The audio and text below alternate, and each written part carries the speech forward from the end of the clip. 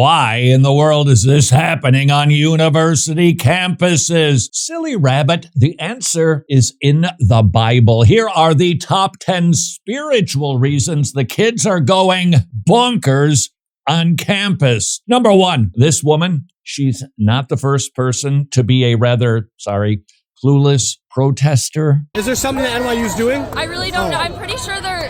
Do you know what NYU's doing? About what? About Israel. Why are we protesting here? Palestine will be free! I wish I was more educated. I'm not either. Acts chapter 19, we meet an entire throng of people who were mindlessly chanting for hours. Paul had been performing scores of signs and wonders. People are getting saved, burning their divination books. A silversmith named Demetrius, who was making some cashish, making idols. So he riled up his fellow craftsmen, threatening them, if Paul continues, we're going to be out of business. And what happened? A riot ensued. When they heard this, they were filled with rage. They began shouting and saying, "Great is Diana, Artemis of the Ephesians." The city was filled with confusion, and they rushed together into the theater, dragging along Gaius and Aristarchus, Paul's Macedonian traveling compartners. And when Paul wanted to go into the assembly, the disciples gave him a big no-go. So then, some were shouting one thing, some another, for the assembly was in confusion, and the majority did not know for what reason they had come together. I really don't know. I'm pretty sure they're... Do you know? Some of the crowd concluded it was Alexander,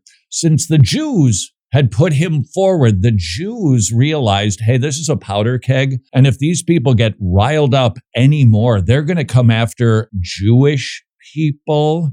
Nothing new. Since the Jews had put Alexander forward, and having motioned with his hand, Alexander intended to make a defense to the assembly. But when they recognized Alexander was a Jew, a single outcry arose from them all as they shouted for about 2 hours, "Great is Artemis of the Ephesians." Mindless chanting, nothing new. But that text brings us to reason number 2, anti-Semitism. The entire Bible, all of human history makes it clear. Pagans hate Jewish people. I think the Bible tells us why. 1, Abraham was given a promised land, nation, seed. The Jews are God's chosen people. They were entrusted with the oracles of God. With that came pride that the pagans really found intolerable. When they rejected the Messiah, God started a new institution, the church, but his promise to Abraham is still in effect, not to mention all the Old Testament promises that were made to Israel, not yet fulfilled. They all point toward God's special plan to save scores of Jewish people in the end times. And in order to preserve them as a people, I personally think God gifted them with survival skills and smarts. I just think Jewish people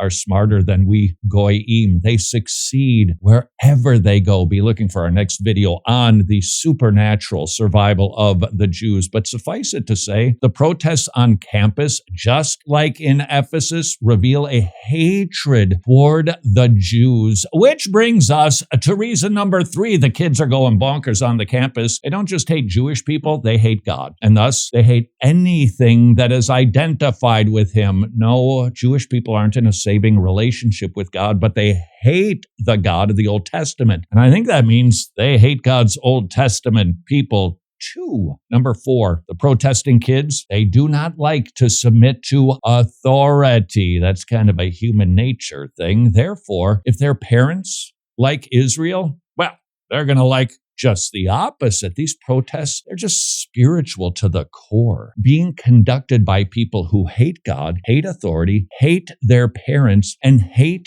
what is right and good. Number 5, humans need a cause. We were made to worship. So when a young person doesn't worship the true and living God, when a young person doesn't have something to live for, just like the Ephesians, they'll create an idol out of something, even a really bad ideology or religion, because humans need a cause. Sadly, the kids' cause is in support of an evil religion. Number 6, Proverbs repeatedly warn young people to choose friends well and not succumb to, here Peer pressure. What we're seeing on the campuses, it is peer pressure to the max. It's not just their friends, it's their university professors, it's the TikTok machine. It just isn't cool to like Israel if you're young, and young people don't want to be uncool. Thank you, Proverbs, for the insight. Number 7 reason the kids are doing what they're doing. Their source of wisdom, it isn't God. It's social media. Garbage in, garbage out. You can look that up. That's in the Bible too. As a man thinks, so he is.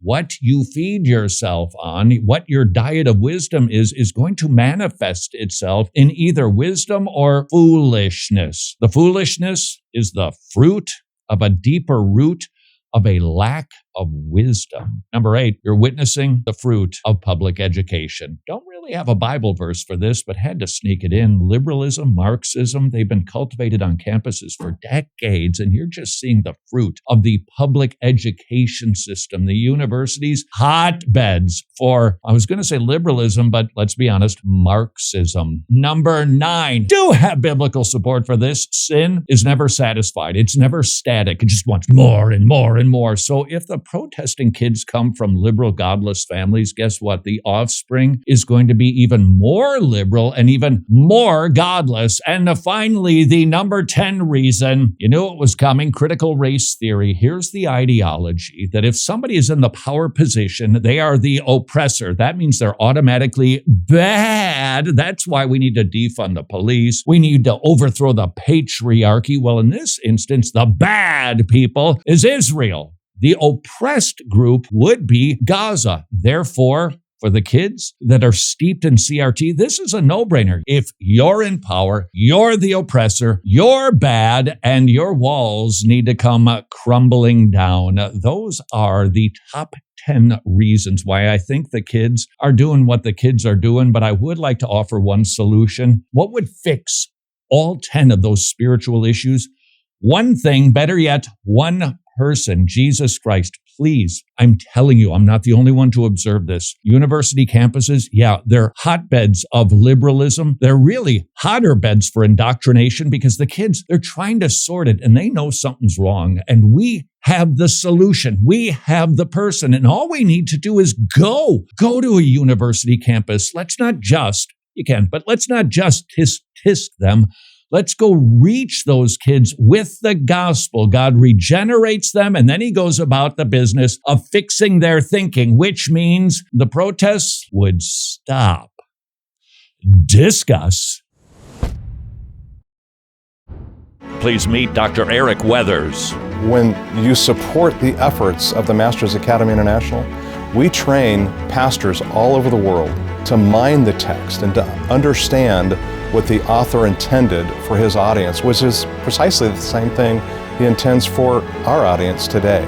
Please consider supporting the Masters Academy International as they train Indigenous men to rightly divide the word. Wretched.org/pastor.